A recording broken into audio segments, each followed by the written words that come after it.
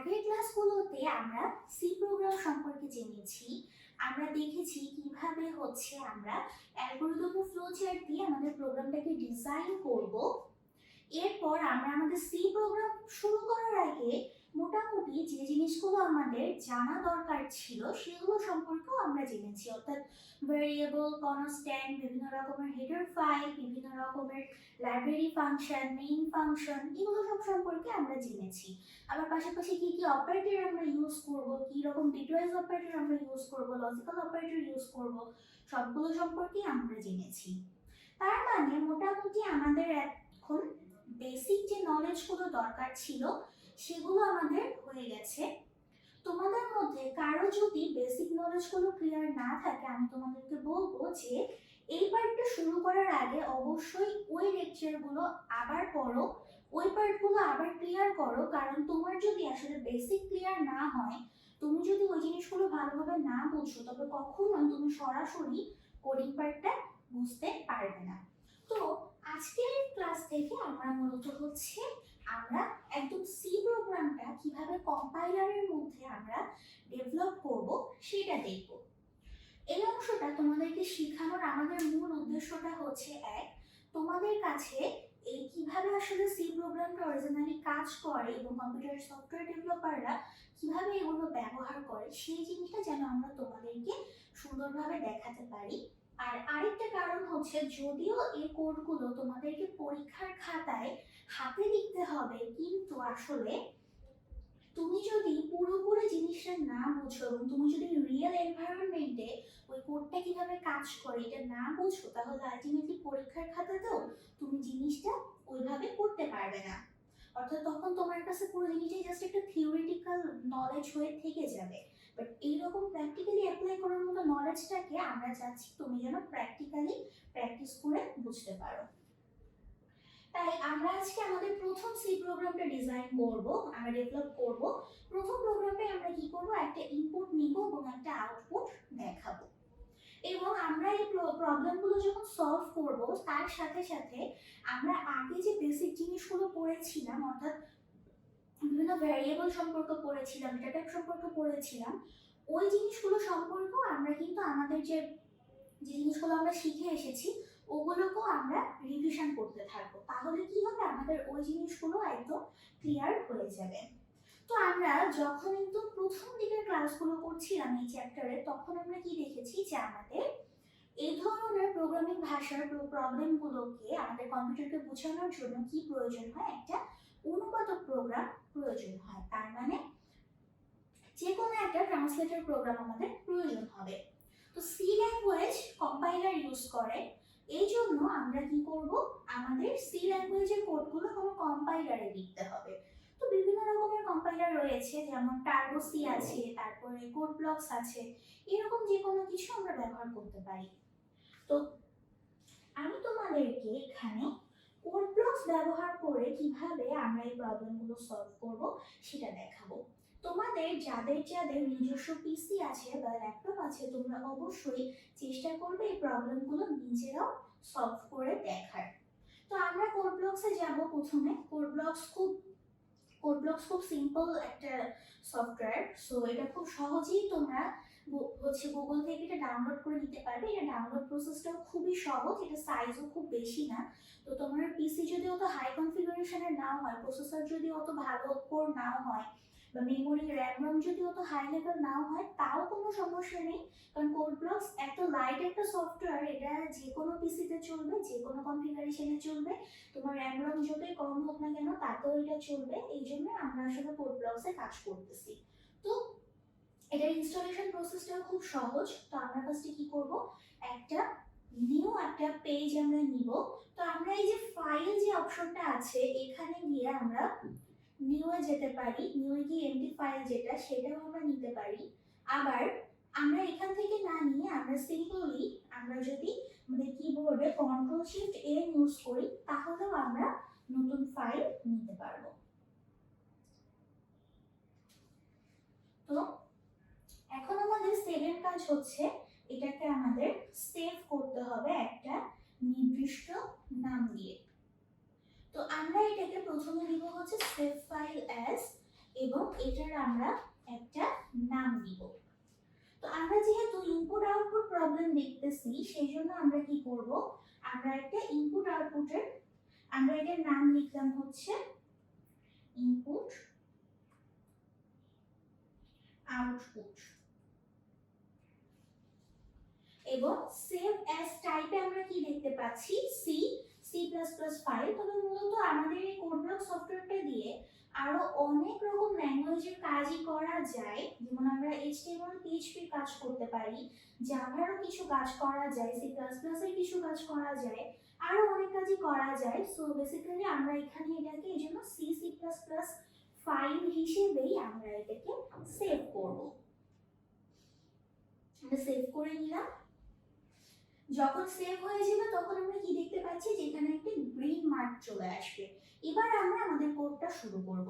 তো আমাদের কোডের ফার্স্ট স্টেপ হচ্ছে আমাদের প্রি প্রসেসর ডিরেক্টিভ নিতে হবে, এবং আমরা যে লাইব্রেরি ফাংশনগুলো নিয়ে আমাদের কোডের ভিতরে কাজ করব সেই লাইব্রেরি ফাংশনগুলো কোন হেডার ফাইলের মধ্যে আছে সেই হেডার ফাইলটিকে আমাদের কোডে আমাদের সংযুক্ত করতে হবে। তাহলে প্রথমে আমরা আমাদের প্রি প্রসেসর ডিরেক্টিভটাকে নিয়ে নিলাম হ্যাশ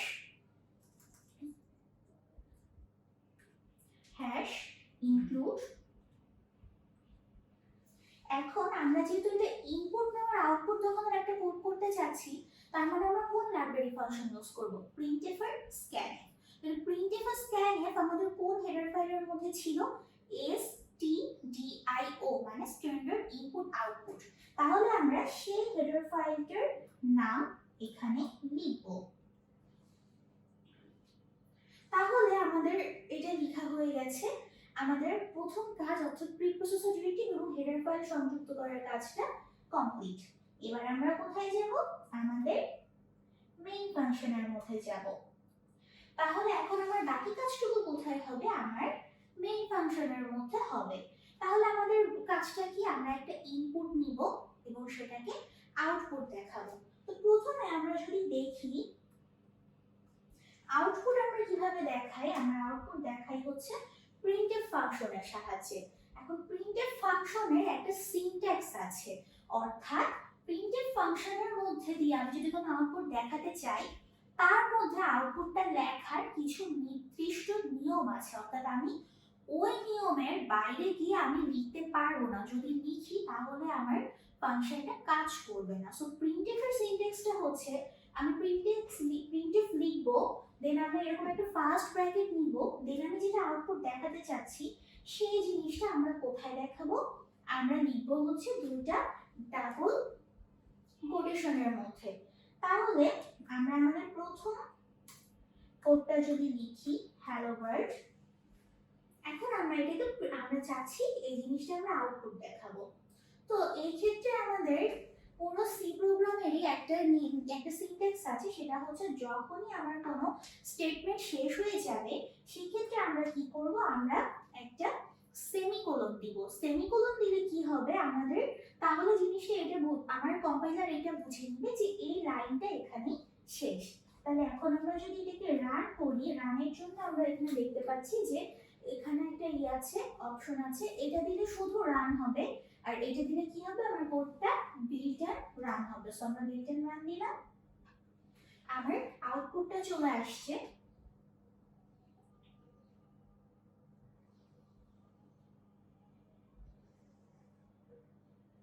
সো আউটপুটটাকে আমরা যদি দেখি আমরা কি দেখতে পাচ্ছি, আমরা printf এর মধ্যে একটা জিনিস লিখেছিলাম, সেটা কি ছিল, হ্যালো ওয়ার্ল্ড, তাই তো? এখন আমরা কি দেখতে পাচ্ছি যে আমাদের ওই হ্যালো ওয়ার্ল্ডটা কি হয়েছে, ওই হ্যালো ওয়ার্ল্ডটাই আমার আউটপুট উইন্ডো যেটা সেখানে চলে এসেছে। তাহলে কিভাবে করে আমরা আমরা printf ফাংশনটাকে ব্যবহার করে যে জিনিসটা আমরা আউটপুট দেখাতে চাচ্ছি সেটা দিব। তাহলে এটা তো গেল আমরা কোনো কিছু আউটপুট দেখানোর জন্য কি করব। এখন আমরা চাচ্ছি আমরা কোনো কিছুকে ইনপুট নিব, এরপরে সেটাকে আমি আউটপুট দেখাবো। তাহলে ইনপুটের জন্য আমরা কি জানি, ইনপুটের জন্য আমাদের সিস্টেমটা হচ্ছে scanf ফাংশন ব্যবহার করা। তাহলে আমরা এবারে যদি আমরা প্রথমে scanf ফাংশনে যাই,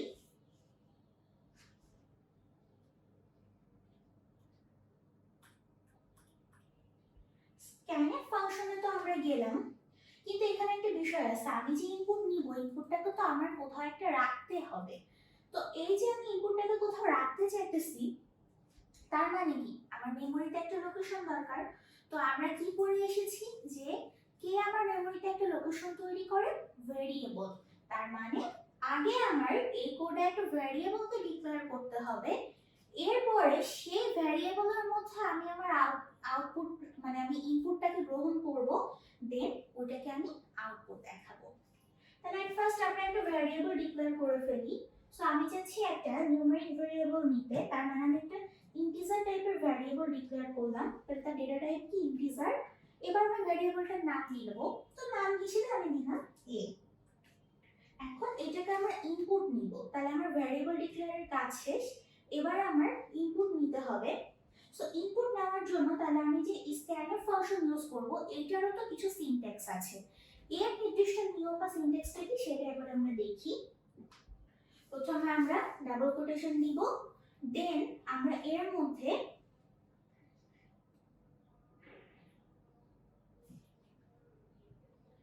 যেহেতু আমরা এটা কি টাইপের ডেটা নিচ্ছি, ইন্টিজার টাইপের, তাই আমরা %d বা ডেসিমাল দিব। এবং এরপরে আমরা আসলে ডেটাটা কোথায় নিচ্ছি, কোন মেমোরি লোকেশনে, তার মানে a তে, a ভেরিয়েবলে, তাহলে অ্যাড্রেস অফ a।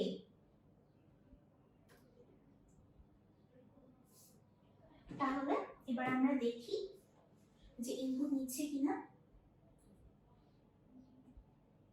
এখন আমরা দেখছি আমাদের কোডটা কি করতেছে, জাস্ট একটা নিউমেরিক ভ্যালুকে ইনপুট নিতেছে, এবং ইনপুট নেওয়ার পরে সে আর কোনো কাজ করতেছে না। কেন করতেছে না? কারণ বেসিক্যালি আমি তো এখানে শুধু ইনপুটটাকে সে নিবে এরকমই একটা প্রোগ্রাম ডিজাইন করছে। ইনপুটটা নেওয়ার পরে সে কি করবে এরকম কোনো ইনস্ট্রাকশন কিন্তু আমি তাকে আর দিই নাই আমার কোডের মধ্যে। তাহলে এখন কি করতে হবে, আমাদের তাকে ইনস্ট্রাকশন দিতে হবে। তাহলে আমরা জানি যে আমরা যদি এটাকে আউটপুট দেখাতে চাই, এখন কি করতে হবে, আমাদের একটা প্রিন্টএফ নিতে হবে। তাহলে প্রিন্টএফ নিলাম।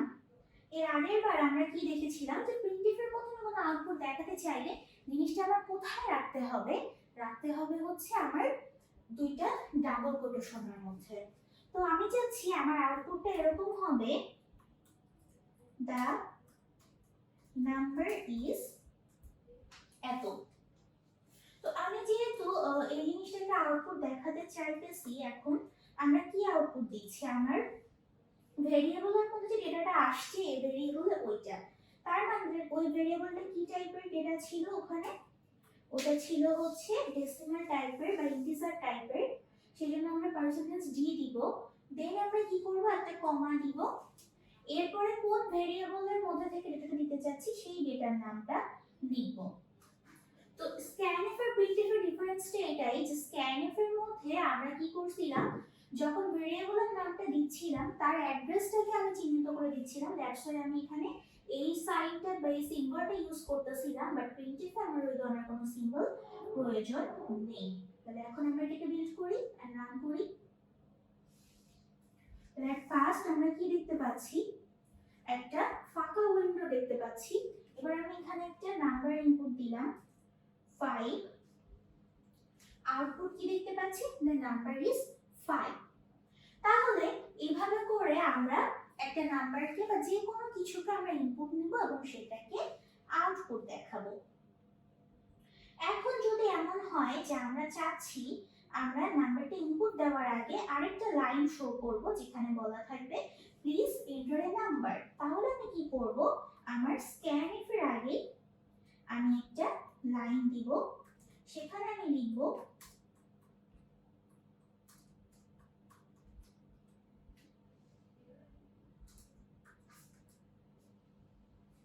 Please input A number. তাহলে এবার এটার আমাদের সিনট্যাক্সটা এটা আমাদের এটা কেমন আসবে দেখি, প্লিজ ইনপুট এ নাম্বার, তাহলে আমরা এন্টার করলাম 5, আউটপুট আসলো the number is 5। তাহলে এভাবে করে আমরা ইনপুট আউটপুট নেওয়ার যে কোনো সমস্যা থাকলে সেটাকে সলভ